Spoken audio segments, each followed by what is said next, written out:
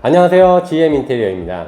오늘 말씀드리려는 것은 이사하시려는 집에 곰팡이가 폈다고 걱정하시면서 어떻게 해야 될지 문의하시는 경우가 많아서 그 문제에 대해서 설명드리려고 합니다. 이런 건 원인에 따라서 공사 방법과 공사 업체도 다르므로 여러분들이 꼭 알고 계셔야 할 부분이죠. 집안에 곰팡이 세균이 있다는 건 건강에도 무척 나쁠 뿐만 아니라 집에 단열에 문제가 있어서 집이 춥다는 거예요. 그리고 어딘가 누수 등으로 인해서 습기가 차고 있다는 거죠. 곰팡이의 포자균이 번식하는 근본적인 원인은 습기인데, 그런 원인은 누수나 결로 딱 두 가지죠. 첫 번째로 누수 중에서 상하수도의 배관누수로 인한 현상을 먼저 말씀드릴게요. 주거 공간의 경우 상하수도 근처에 생기는데, 욕실의 내부 또는 외부의 벽이나 바닥에 생기거나 주방의 수도 근처나 보일러 배관 근처, 베란다의 수도, 세탁실의 주변이나 우수관 주변에 발생이 됩니다. 특히 욕실은 물이 많이 쓰는 공간이어서 바닥과 벽에 방수가 되어 있는데, 이 방수층에 문제가 있으면 욕실 바깥쪽 벽면에 곰팡이나 습기가 생기게 되는데, 벽면의 아래쪽이나 바닥 쪽에 생기면 우리 집의 욕실일 가능성이 크지만, 위층의 원인이라면 위쪽의 벽부터 생기는 경우가 대부분이죠. 우리 집이라면 당연히 욕실 공사를 하면 되지만, 위층의 문제면 윗집에서 해야 되니까 좀 복잡해지겠죠. 누수는 미세 누수도 있고 벽 내부에 미세한 틈새가 어떻게 되어 있냐에 따라서 가끔 전혀 다른 곳에 생기기도 해요. 이런 원인일 경우에는 탐지 업체를 불러서 점검을 해봐야 하지만, 누수 탐지 업체라고 100%는 아니어서 가끔 재공사를 해야 되는 골치 아픈 경우가 생기기도 하죠. 같은 누수지만 배관 누수하고는 상관없이 외벽의 크랙 때문에 외부 벽면에 균열을 타고 빗물이 들어오는 경우도 있어요. 이런 누수는 외벽에 보수를 하지 않으면 내부에서는 해결하기 어려운데, 아파트의 경우에는 관리사무실과 협의를 해야 되고요. 근데 외벽 근처의 습기는 꼭 크랙 누수가 아닌 결로일 수도 있어요. 구분하기도 쉬워요. 결로는 주로 한겨울에 발생이 되지만 누수는 비 올 때 생기죠. 이 외에도 외부 샤시에 실리콘이 삭아서 샤시 쪽에 빗물이 스며들거나 위층의 누수로 천정 등에 생기기도 하죠. 이런 누수의 경우에는 곰팡이가 생기기 전에 최대한 빨리 공사를 하셔서 아래층까지의 피해를 최소화해야 됩니다. 그리고 두 번째, 결로 현상으로 인해서 습기가 생기고 곰팡이가 생기는 경우가 제일 많죠. 결로라는 것은 겨울에 차가운 벽면에 습기가 생기는 현상을 결로라고 합니다. 그러니까 결로는 외벽과 맞닿은 벽면에 생기는데, 그게 어디냐에 따라서 공사 방법도 달라집니다. 사진 같은 경우가 세탁실인데 아주 심한 상태이긴 합니다. 아파트의 경우 베란다 외부 벽면에 제일 많이 생기는데, 특히 뒷베란다 세탁실 같은 곳이 더 많이 생기죠.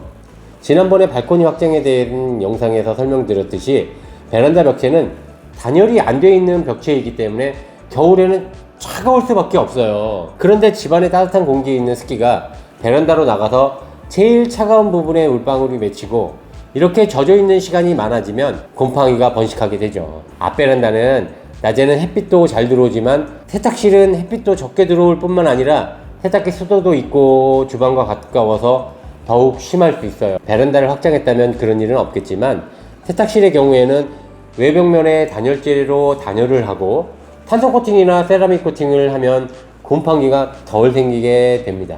그리고 또 그 다음으로 곰팡이가 많이 생기는 곳이라면 욕실이죠. 욕조에서 뜨거운 물에 몸을 담그고 오래 계신 분들이 있는 가정의 경우 욕실은 당연히 생기고, 욕실 외에 다른 곳에도 결로가 생길 수 있어요. 그리고 또 욕실 청소를 자주 안 해주셔도 타일 사이나 구석에 곰팡이가 생길 수 있어요. 욕실의 물때나 먼지가 곰팡이가 번식하기 좋아하는 환경의 1순위입니다. 평상시에 욕실을 청결하게 자주 청소해 두시고, 욕실 문을 자주 열어놓고 빨리 건조시켜주고, 고장난 환풍기는 바로 교체하는 방법 등이 곰팡이를 덜 생기게 하는 방법이에요. 그리고 실내에 곰팡이가 생기는 경우 단열 문제로 인한 결로 현상이 대부분이죠. 지난 전편의 영상에서처럼 단열이 부족한 확장면의 벽면이라든가 가장자리집의 외벽 같은 곳에 생기는 결로는 추가적인 단열 공사로 해결은 가능하죠. 이외에도 단독주택이나 1층 아파트의 경우 바닥에서 습기가 올라오는 일도 있어요. 이런 경우는 간단한 문제는 아니어서 증상에 따라 벽체 단열 또는 바닥의 방습이 필요로 하지만 상황에 따라 달라지기 때문에 전문가와 상의를 하셔야 하고요. 그런데 단열 공사를 아무리 잘해도 베란다의 경우는 실내와 똑같을 수는 없어요. 온도 차이가 있을 수밖에 없는 거죠. 베란다의 단열 공사는 그 온도 차이를 최대한 적어지도록 만들 뿐입니다.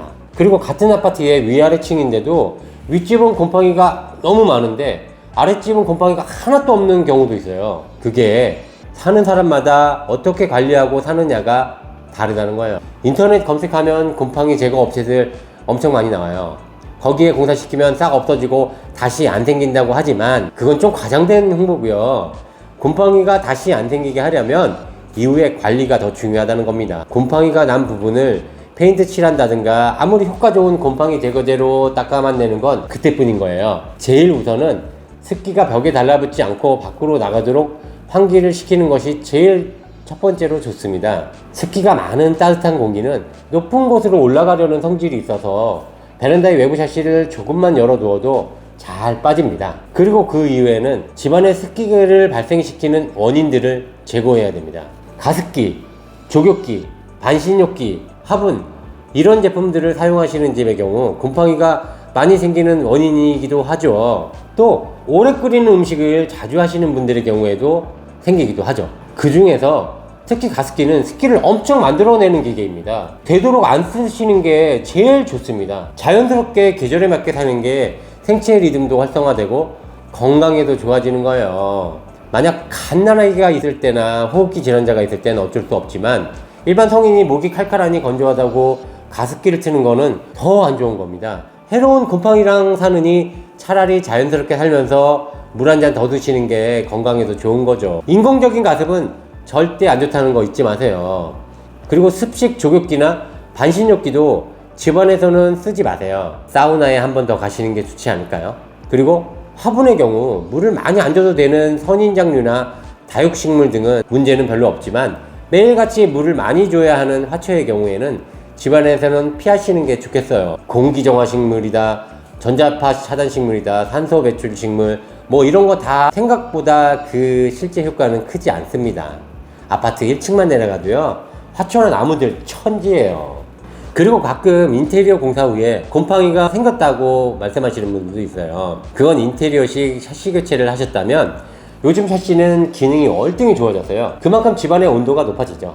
온도가 높다는 건 그만큼의 습도도 올라가고 상대적으로 더 차가운 베란다와 온도 차이가 더 발생이 되기도 해요. 그런 경우에는 집안에서 겨울에도 반팔 입고 지낼 정도로 따뜻하게 지내기보다 집안에서도 가디건 하나 걸치고 사는 정도의 온도로 인체가 계절을 자연스럽게 느끼면서 사는 게 건강해지는 방법이에요. 너무 따뜻해서 감기도 자주 걸리고 곰팡이 세균에 노출되는 것보다 낫지 않을까요? 그리고 공사원 이후에 이런 연락 받고 제가 가보면 70% 이상이 가습기였습니다. 근데 물어보면 모든 분들이 다 잘 때 조금밖에 안 틀었다고 하세요. 한겨울에 가습기를 하룻밤만 틀면 베란다에 물이 흥건해집니다.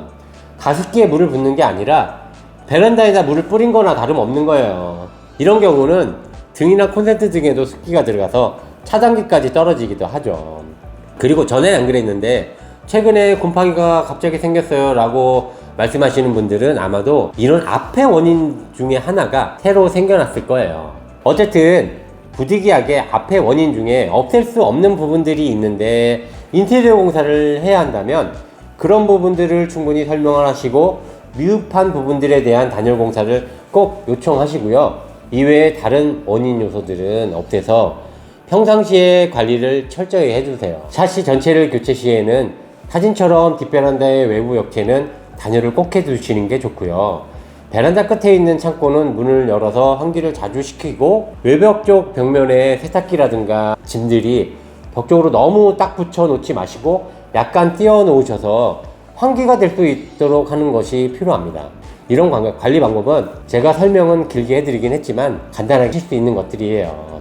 오늘 저희가 준비한 내용은 여기까지고요. 오늘의 정보가 유익했다고 생각되시면 좋아요랑 구독 눌러주시고 다음번엔 또 다른 더 유용한 정보를 가지고 찾아뵙겠습니다.